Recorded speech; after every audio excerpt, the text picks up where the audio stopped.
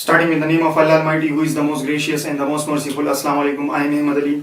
हम पढ़ रहे हैं class 11 physics chapter number 1 measurements. आज के लेक्चर में हम पढ़ेंगे कि जब भी हम कोई मेजरमेंट करते हैं तो हमारे पास उसमें अनसर्टेनिटीज होती हैं। हम फाइनल रिजल्ट्स में अनसर्टेनिटीज को कैलकुलेट करते हैं। तो जब भी हम कोई मेजरमेंट करते हैं, कोई भी फिजिकल क्वांटिटीज है हमारे पास, उनको हम या ऐड कर रहे हैं या सब्ट्रैक्ट कर रहे हैं, कोई भी बेसिक ऑपरेशंस है हमारे पास, हम उस फिजिकल क्वांटिटीज पर कर रहे हैं, तो उसमें जो अनसर्टेनिटीज होंगी उसको हम किस तरह फाइनल रिजल्ट जब कैलकुलेट करेंगे तो उसमें अनसर्टेनिटीज को हम किस तरह डील करेंगे। तो आज के इस लेक्चर में हम पढ़ेंगे कि assessment of total uncertainty in final result, यानी हम फाइनल रिजल्ट में अनसर्टेनिटीज को किस तरह कैलकुलेट करेंगे। जो रूल्स हैं हमारे पास हम उसको फॉलो करके फाइनल रिजल्ट में अनसर्टेनिटीज को कैलकुलेट करेंगे। तो लेट्स से सबसे पहले जो रूल है हमारे पास वो है rule for addition and subtraction. Let's say मैं कोई मेजरमेंट कर रहा हूं, कोई दो फिजिकल क्वांटिटीज ऐड हो रही है और मेरे पास फाइनल रिजल्ट आ रहा है x, या मैं किसी दो फिजिकल क्वांटिटीज को सब्ट्रैक्ट कर रहा हूं और मेरे पास फाइनल रिजल्ट आ रहा है x। तो जाहिर सी बात है जब मैं इन दो फिजिकल क्वांटिटीज को इसको मेजर करूंगा किसी इंस्ट्रूमेंट से, तो जिस इंस्ट्रूमेंट से मैं इसको मेजर करूंगा तो उसमें अनसर्टेनिटी होगी जिसको हम एब्सोल्यूट अनसर्टेनिटी कहते हैं। इसी तरह z को जब मैं किसी इंस्ट्रूमेंट से मेजर करूंगा तो इसमें भी अनसर्टेनिटी होगी और उसको हम कहते हैं एब्सोल्यूट अनसर्टेनिटी। तो जो इसकी अनसर्टेनिटीज होगी तो मैंने लिखा है where absolute uncertainties in y and z are del y and del z respectively, यानी y को जब मैं मेजर करूंगा तो y में कितनी अनसर्टेनिटी है, एब्सोल्यूट अनसर्टेनिटी, तो वो होगी del y। इसी तरह z में जो अनसर्टेनिटी होगी वो होगी del z। तो फाइनल रिजल्ट में जो अनसर्टेनिटी होगी तो वो हमेशा बराबर होगी y में जो अनसर्टेनिटी है और z में जो अनसर्टेनिटी है। तो uncertainty in x that is the final result वो बराबर होगी the uncertainty in x is equal to plus और minus the uncertainty in y plus the uncertainty in z। Similarly अगर मैं इसके लिए भी कर रहा हूं, यानी एक फिजिकल क्वांटिटी दूसरी से सब्ट्रैक्ट हो रही है, तो मैं क्या करूंगा, इसमें जो अनसर्टेनिटी होगी और इसमें जो अनसर्टेनिटी होगी वो हमेशा ऐड होंगी। यानी इस तरह नहीं होगा कि यहां इस केस में ये ऐड हो रहे हैं तो मैं यहां ऐड कर रहा हूं और इस केस में ये सब्ट्रैक्ट हो रहे हैं तो मैं यहां सब्ट्रैक्ट करूंगा, नहीं, इस तरह नहीं करेंगे। एडिशन और सब्ट्रैक्शन में हमेशा अनसर्टेनिटीज को हम ऐड करते हैं। यानी जब भी हम फाइनल रिजल्ट कैलकुलेट करेंगे तो इसमें जो अनसर्टेनिटी होगी फर्स्ट क्वांटिटी में और सेकंड क्वांटिटी में जो अनसर्टेनिटी होगी उनको हमेशा हम ऐड करेंगे। तो ये है rule for addition and subtraction. इस पे एक छोटा सा एग्जांपल करेंगे और तब हमें समझ आएगी कि हम किस तरह फाइनल रिजल्ट में जब एडिशन और सब्ट्रैक्शन करते हैं तो हम किस तरह अनसर्टेनिटीज को ऐड करते हैं। तो हम एक एग्जांपल के थ्रू इसको एक्सप्लेन करने की कोशिश करेंगे। लेट्स से मैं एक फर्स्ट मेजरमेंट करता हूं और मैं कैलकुलेट करता हूं, let's say this is some length, किसी चीज की लेंथ है हमारे पास 0.68 सेंटीमीटर्स और इसमें जो एब्सोल्यूट अनसर्टेनिटी है, यानी जिस डिवाइस से जिसे हम लीस्ट काउंट कहते हैं, जिस डिवाइस से इसको हमने मेजर किए हैं तो उसका लीस्ट काउंट मेरे पास है 0.01 सेंटीमीटर। इसी तरह दूसरा मेजरमेंट है और उसमें जो अनसर्टेनिटी जिस लेंथ हमने मेजर की है तो उसमें 0.23 उस लेंथ को रिप्रेजेंट कर रही है और प्लस माइनस 0.01 उस इंस्ट्रूमेंट की लीस्ट काउंट है हमारे पास। तो y रिप्रेजेंट्स 0.68 और plus minus del y represents the uncertainty in the first measurement. इसी तरह z रिप्रेजेंट कर रहा है 0.23 सेंटीमीटर जो हमने मेजर की है और plus minus del z represent कर रहा है एब्सोल्यूट अनसर्टेनिटी। तो लेट्स से मैं इन दोनों को ऐड कर रहा हूं, यानी फाइनल रिजल्ट जो है वो y प्लस z के इक्वल है। तो हम किस तरह करेंगे, सिंपल सी बात है। सबसे पहले हम यूजुअल वे में जो हम कैलकुलेशन करते हैं, यानी x बराबर होगा हमारे पास y प्लस z, तो y इक्वल है 0.68 प्लस और z इक्वल है 0.23 सेंटीमीटर। तो जब हम इसको ऐड करेंगे तो ये हमें मिलेगा, दिस विल बी 0.91 सेंटीमीटर। ये हमने इसको ऐड किया है और ये मेरे पास फाइनल रिजल्ट आया है। लेकिन अब क्योंकि इसमें हमें एब्सोल्यूट अनसर्टेनिटीज दी गई है तो रूल कह रहा है कि अनसर्टेनिटी जो y में होगी, अनसर्टेनिटी जो x में होगी वो इक्वल होगी uncertainty in y plus uncertainty in z।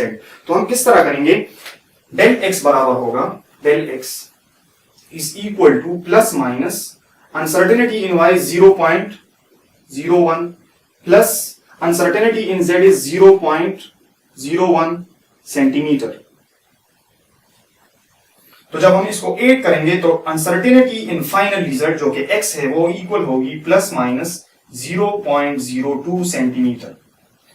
तो हमें पता है कि जब भी हम फाइनल रिजल्ट लिखते हैं तो फाइनल रिजल्ट को हम इस स्टाइल में लिखते हैं कि x plus del x plus minus del x। हम अपने फाइनल रिजल्ट को इस तरह लिखते हैं। तो ये इक्वल होगा, यानी जो मेजरमेंट हम करते हैं और उसमें जो अनसर्टेनिटी होती है, एब्सोल्यूट अनसर्टेनिटी, तो फाइनल रिजल्ट में हमारी अनसर्टेनिटी इक्वल होगी this value x is 0.91 centimetre और प्लस और माइनस 0.02 सेंटीमीटर।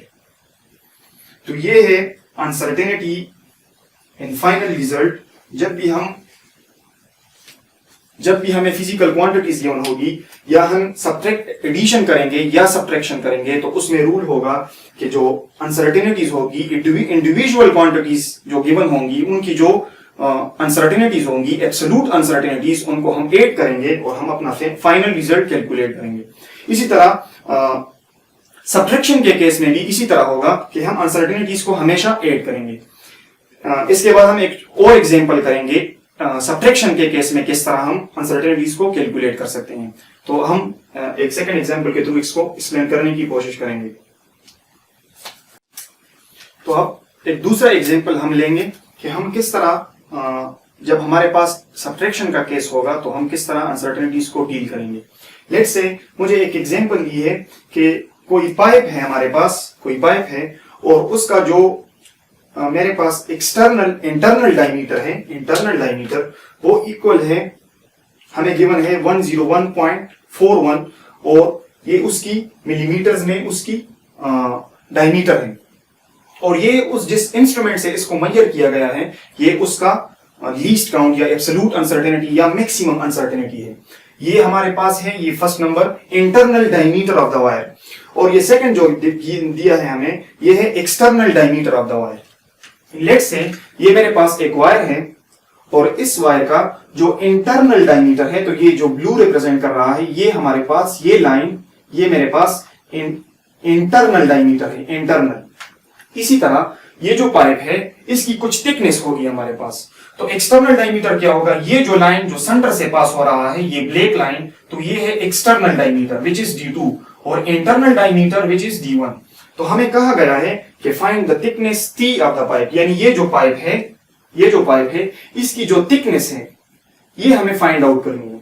तो सबसे पहले हमें क्या करना है कि अगर मैं इस पूरे डायमीटर से एक्सटर्नल जो डायमीटर है, एक्सटर्नल डायमीटर, इससे मैं सब्ट्रैक्ट करूं दिस इंटरनल डायमीटर तो मेरे पास एक वैल्यू आ जाएगी। यानी जब मैं इस डायमीटर से इस डायमीटर को सब्ट्रैक्ट करूंगा तो मेरे पास ये और ये रह जाएंगे, यानी मेरे पास जो कि x रिप्रेजेंट कर रहा है। यानी अगर मैं इस पूरे से यानी जो डायमीटर है हमारे पास D2 इससे मैं सब्ट्रैक्ट करूं D1 तो मेरे पास रह जाएगा D। लेट्स से D जो है थिकनेस कैलकुलेट करने के लिए मैं D2 से D1 को सब्ट्रैक्ट करूंगा तो D2 minus D1, D is equal to D2 minus D1।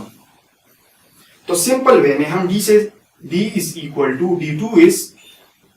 D2 है हमारे पास 102.79 माइनस 101.41 इन मिलीमीटर्स। इसको हम यूजुअल में वे में सबसे पहले सब्ट्रैक्ट करेंगे तो इससे आएगा हमारे पास 1.38 मिलीमीटर्स।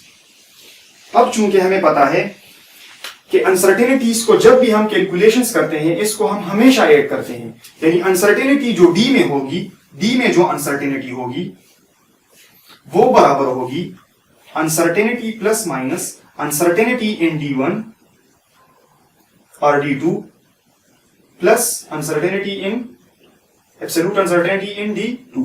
तो ये इक्वल होगी मेरे पास, अगर मैं इसमें वैल्यूज पुट करूं तो ये इक्वल होगी D1 is 0.05 plus minus 0.05 plus 0.05 mm।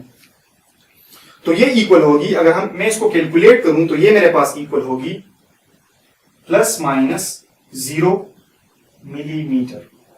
तो टोटल अनसर्टेनिटी जो इस में होगी वो होगी हमारे पास, अगर मैं इसको लिखूं let's say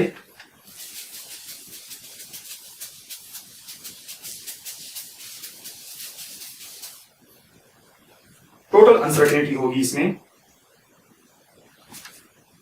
total uncertainty in D is 0 plus minus 0.10 millimetres. अब फाइनल रिजल्ट को हम इस तरह लिखेंगे कि d इज इक्वल टू, इसमें जो वैल्यू मेरे पास आई है 1.38 प्लस माइनस 0.10 मिलीमीटर्स। अब अगर आप गौर से देखें तो ये थिकनेस ऑफ द पाइप नहीं है, ये डी जो रिप्रेजेंट कर रहा है, this is not the thickness of the pipe. क्योंकि अगर मैं इस डी से इस डी को सब्ट्रैक्ट करूंगा तो मेरे पास इस डी से ये वाला पोर्शन, अगर मैं इस डी से ये वाला पोर्शन सब्ट्रैक्ट करूंगा तो इसमें मेरे पास ये जगह और ये जगह रह जाती है, यानी x ये और x ये रह जाते हैं और ये सब्ट्रैक्ट हो जाते हैं। तो थिकनेस ऑफ द पाइप अगर कैलकुलेट करेंगे तो हम इस और इस को 2 पे डिवाइड करेंगे। अगर मैं d को 2 पे डिवाइड कर दूं, मेरे पास ये भी है और ये भी है, अगर मैं d को 2 पे डिवाइड कर दूं, या लेट्स से ये थिकनेस है, इसको अगर मैं t से रिप्रेजेंट करूं, t इसको भी मैं t से रिप्रेजेंट करूं, तो अगर आप देखें ये डायमीटर ऑफ द वायर यानी this plus this, t plus t will give this d, यानी t प्लस t, ये t और ये t जब ऐड होगा मेरे पास तो ये बराबर होगा d के, यानी 2t is equal to d। यानी जब मैं d2 से d1 को सब्ट्रैक्ट करूंगा तो ये और ये पार्ट रह जाएंगे मेरे पास, t और t, तो ये t प्लस t ये बराबर होगा दिस d के। तो अगर मैं इसको 2t को मैं मजीद इस तरह लिखूं, 2t को अगर मैं मजीद लिखूं तो ये इक्वल होगा t इज इक्वल टू, यानी थिकनेस जो होगा सिर्फ ये, यानी थिकनेस में हम अगर पाइप का थिकनेस कैलकुलेट करेंगे तो उसमें या सिर्फ ये कैलकुलेट करेंगे या ये कैलकुलेट करेंगे, इन दोनों को हम कैलकुलेट नहीं करेंगे।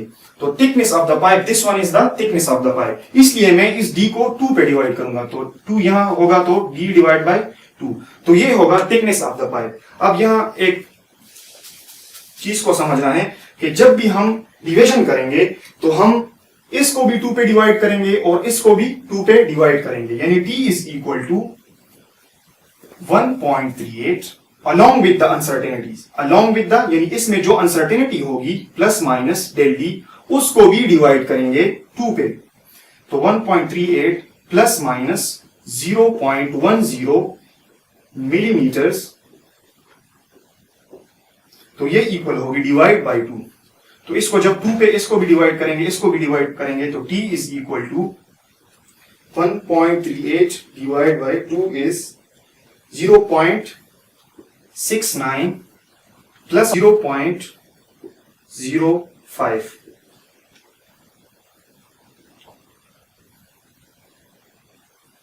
मिलीमीटर्स।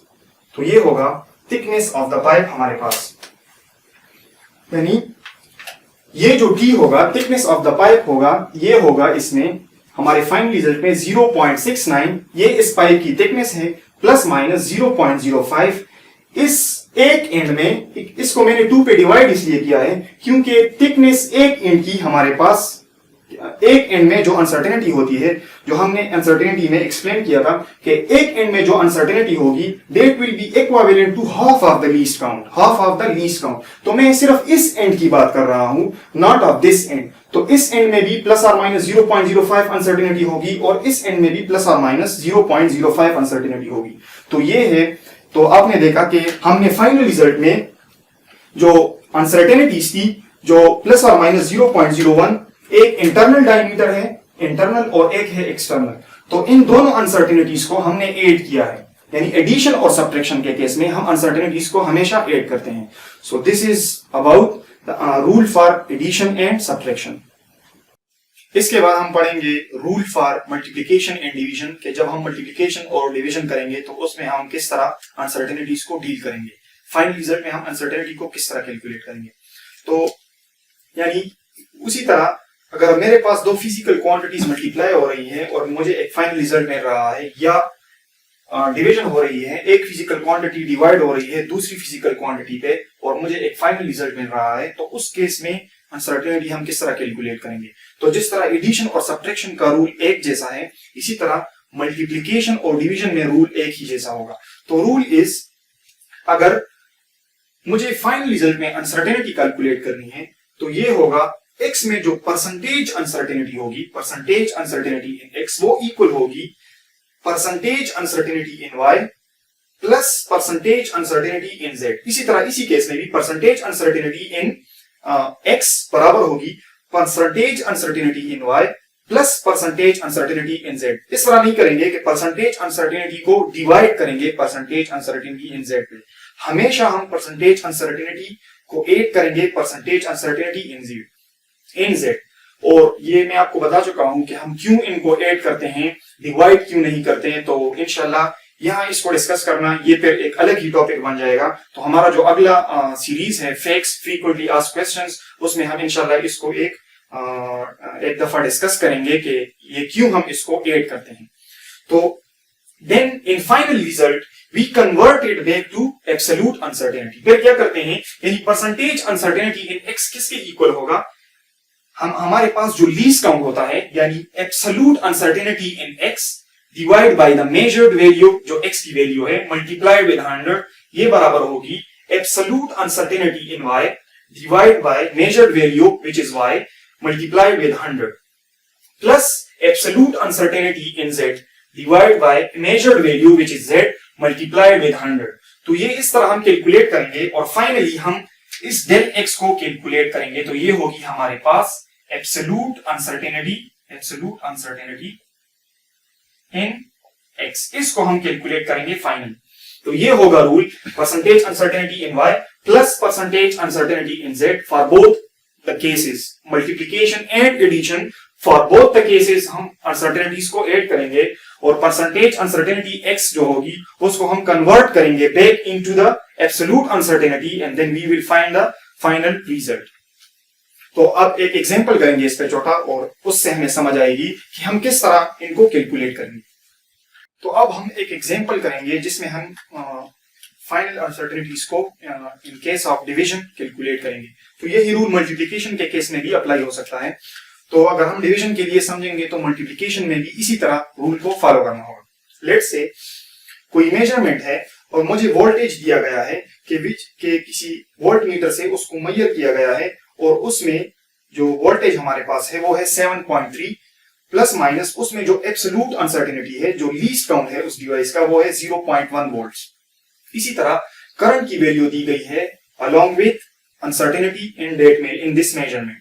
तो मुझे कहा गया है कि find the resistance R and also the absolute uncertainty in R। तो हमें पता है यूजिंग ओम्स लॉ कि रेजिस्टेंस हमारे पास इक्वल होगा V is equal to IR, तो उससे R इक्वल होगा हमारे पास V is equal to IR। तो R बराबर होगा V divide by I, both side को I पे डिवाइड करेंगे तो हमारे पास R रह जाएगा, R is equal to V by I।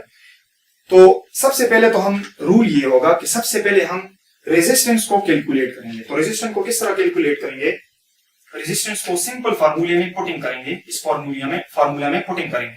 तो ये होगा 7.3 divide by 2.73, this is in volts and this is in ampere. तो इसका जो रिजल्ट होगा ओहम्स में, क्योंकि रेजिस्टेंस का यूनिट होता है हमारे पास ओहम्स या वोल्ट पर एम्पेयर। तो 7.3 divided by 2.73, so this is equal to 2.673 something, और भी इसके बाद भी कोई वैल्यू है। लेट्स से अब हमने रूल्स ये रूल्स हमने पढ़े हैं कि जब भी हम डिवीजन करेंगे तो जो फाइनल रिजल्ट होगा उसमें कितने सिग्निफिकेंट फिगर्स होने चाहिए, उसमें हम सिग्निफिकेंट फिगर्स को किस तरह कैलकुलेट करेंगे। तो रूल ये था हमारे पास कि राउंडिंग ऑफ उसकी हम किस तरह करेंगे। तो जब भी हम डिवीजन करते हैं उसमें जो लीस्ट सिग्निफिकेंट होता है, जिसमें लीस्ट सिग्निफिकेंट होता है, तो इसमें least significant is this one, क्योंकि इसमें दो सिग्निफिकेंट फिगर्स हैं। तो दो सिग्निफिकेंट फिगर्स जिसमें कम सिग्निफिकेंट फिगर्स होंगे तो हम अपने फाइनल रिजल्ट को भी उतने ही सिग्निफिकेंस तक फिगर्स तक राउंड ऑफ करेंगे। तो इसमें दो सिग्निफिकेंट फिगर्स हैं, तो मैं इसको राउंड ऑफ कर सकता हूं। अगर मैं इसको लिखूं, this is the dropping digit 7, अगर मैं इसको ड्रॉप करूं तो ये जो होगा ये बन जाएगा इज इक्वल टू 2.7 ओहम्स। ये क्यों मैंने इसको राउंड ऑफ किया है? क्योंकि हमारे फाइनल रिजल्ट में उतने ही सिग्निफिकेंट फिगर्स होंगे जो गिवन डेटा में लीस्ट सिग्निफिकेंट होगा, उसमें जितने सिग्निफिकेंट फिगर्स होंगे in case of division, final result में भी उतने ही सिग्निफिकेंट फिगर्स होंगे। डेट्स वाई इसको मैंने 2.7 ओहम्स कंसीडर किया है। इसके बाद हम क्या करेंगे? इसके बाद क्योंकि हमें percentage uncertainty in V calculate करनी है, फिर percentage uncertainty in I calculate करनी है इन करंट, और लास्ट में हम कैलकुलेट करेंगे परसेंटेज अनसर्टेनिटी इन आर। तो इसके लिए हम इस तरह करेंगे कि हमारे पास परसेंटेज अनसर्टेनिटी इन आर किसके इक्वल होगा? In V. तो percentage uncertainty in V which is del V by V multiplied with 100, ये इक्वल होगा डेल वी हमारे पास गिवन है which is 0.1 divide by V. V है हमारे पास 7.3 मल्टीप्लाइड विद 100%। तो इससे हमारे पास आएगा 0.1 divide by 7.3 is equal to 0.01 multiplied with 100, तो ये होगा 1.36। तो ये हमारे पास आ रहा है 1.36%। तो अगर मैं इसको राउंड ऑफ करूं तो ये मेरे पास इक्वल होगा 1.36%।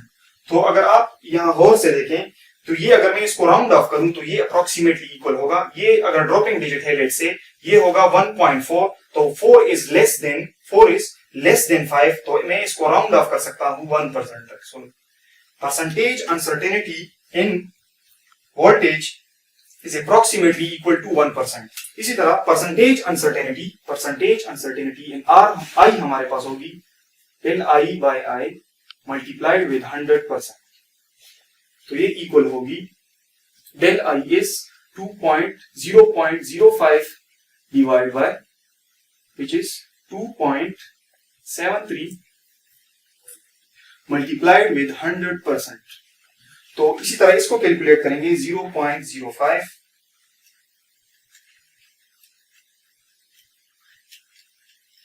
तो ये हमारे पास आ रहा है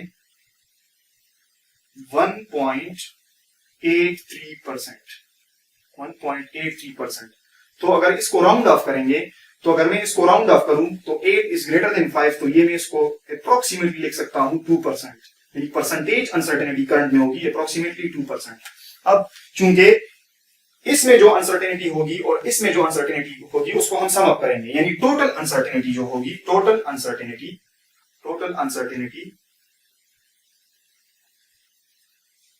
वो बराबर होगी 1% which is the percentage uncertainty in V plus percentage uncertainty in I which is 2%।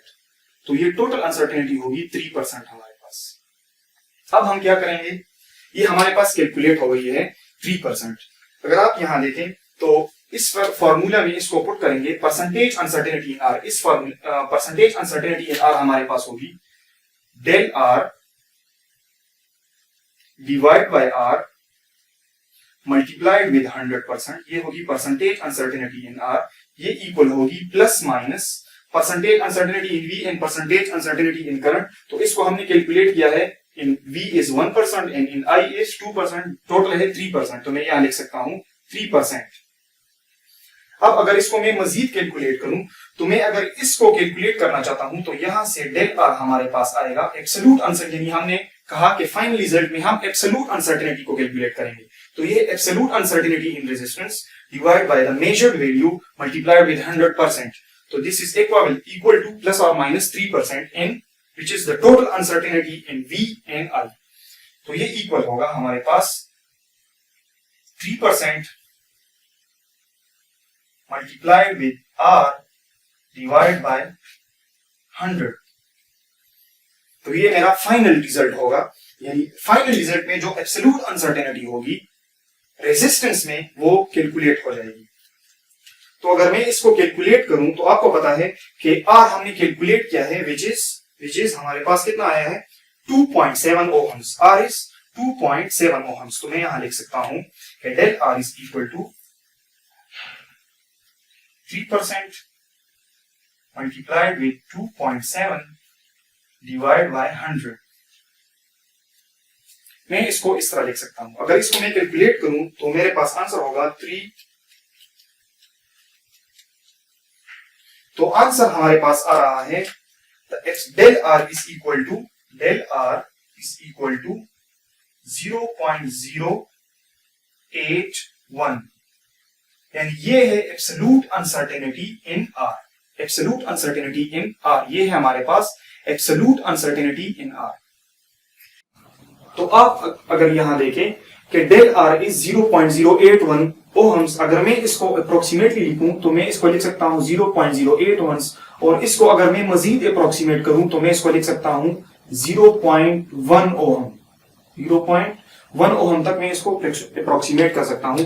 तो मैं अपने फाइनल रिजल्ट को लिख सकता हूं R plus R minus del R 2.7 plus R minus 0.1 ohms, यानी ये 2.7 जो है ये मेरे पास R की वैल्यू है जो मैंने सिंपल वे में कैलकुलेट की है, और इसमें जो अनसर्टेनिटी है वो है 0.1 ओहम्स। अब हम क्यों इस डेल R को राउंड ऑफ करते हैं 0.1, फिर मैंने इसको 0.08 लेगा, फिर मैंने इसको मजीद राउंड ऑफ किया 0.1। तो आपको ये बात समझनी है कि हमारे फाइनल रिजल्ट में पॉइंट के बाद जितने डेसिमल प्लेसेस होंगे तो उतनी उसके लीस्ट काउंट में भी पॉइंट के बाद उतने ही डेसिमल प्लेसेस होंगे। और दूसरी बात, जो हमारे पास गिवन डेटा है, गिवन डेटा अगर आप उसमें देखें, गिवन डेटा में देखें तो जिसमें अगर हमें वोल्टेज दिया गया है तो विच इज 7.3, तो इसमें पॉइंट के बाद एक डिजिट है, तो यहां इसके लीस्ट काउंट या एब्सोल्यूट अनसर्टेनिटी में भी पॉइंट के बाद एक ही डिजिट है। इसी तरह करंट में पॉइंट के बाद 2 डिजिट्स हैं पॉइंट के बाद, तो यहां इसके एब्सोल्यूट अनसर्टेनिटी में भी पॉइंट के बाद 2 डिजिट्स हैं। तो इसी तरह हम अपने फाइनल रिजल्ट में भी ये देखेंगे कि यहाँ पॉइंट के बाद जितने डिजिट्स होंगे तो यहाँ भी पॉइंट के बाद उतने ही डिजिट्स होने चाहिए। तो ये रूल हम समझेंगे। इसी तरह अगर यहाँ पर इसमें 3 चीजें समझनी है। जब हम रेजिस्टेंस कैलकुलेट करेंगे तो फाइनल रिजल्ट में जो हम फिगर लिखेंगे 2.7, तो this will be according to the rule कि जब हम डिवीजन करते हैं तो पॉइंट के बाद तो हम किस तरह फाइनल रिजल्ट को राउंड ऑफ करते हैं। जो लीस्ट प्रिसाइज होता है उसमें जितने सिग्निफिकेंट फिगर्स होते हैं हम फाइनल रिजल्ट में उतने ही सिग्निफिकेंट फिगर्स लिखते हैं। इसी तरह फाइनल रिजल्ट में हम इस चीज का ख्याल रखेंगे कि पॉइंट के बाद जितने डेसिमल प्लेसेस होंगे उसी तरह उसकी अनसर्टेनिटी में भी पॉइंट के बाद उतने ही डेसिमल प्लेसेस होंगे। और गिवन डेटा के मुताबिक अगर यहां देखिए पॉइंट के बाद एक डेसिमल प्लेस है तो यहां भी पॉइंट के बाद एक ही डेसिमल प्लेस है। इसी तरह करंट में पॉइंट के बाद 2 डेसिमल प्लेस हैं, तो यहां भी पॉइंट के बाद 2 डेसिमल प्लेसेस हैं। तो फाइनल रिजल्ट में भी पॉइंट के बाद उतने ही डेसिमल प्लेसेस होंगे जितनी उसकी वैल्यू में हमें मेंशन है। सो this is all about today's lecture and thank you so very much.